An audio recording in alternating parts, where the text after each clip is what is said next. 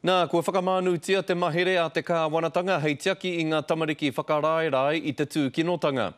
Ko te tūmanako ia kia wānanga hia, kia wete hia hoki o na whārangi e te motu katoa. Mei kore noa e tūpono ka puta he rongoā tūturu e mutu ai te mahi tau reka nei. I Aotea Square i te ahiahi nei i whakarewa hia mai ai te mahere. Kei te kimi te kāwanatanga i o whakaro ki te tiaki i a tātou tamariki i te tūkinotanga.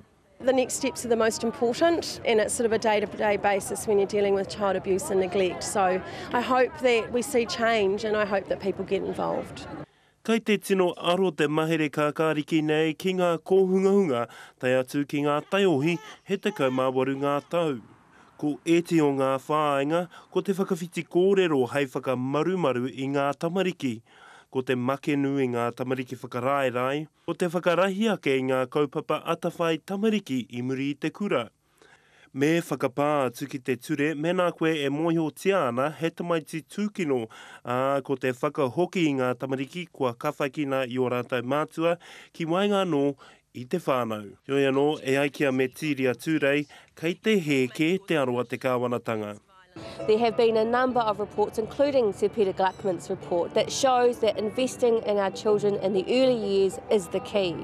This green paper is a way of diverting attention from the solutions that are right in front of the Minister. Ko te rongoā tonu hei tāna, ko te whakatikatika i te pōharatanga i Wainganui i ngā whānau. Unfortunately, Paula Bennett has attacked the most vulnerable families and made it harder for them to survive, made poverty worse, and is removing support for early childhood education for many of our young children. Ia ki tēnei wahine no ngā rua wāhia, kei te hapori tonu te whakautu.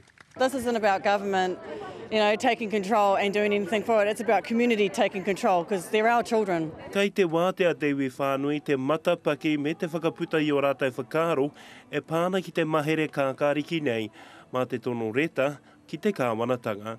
Anzac Pikia, Te Karere.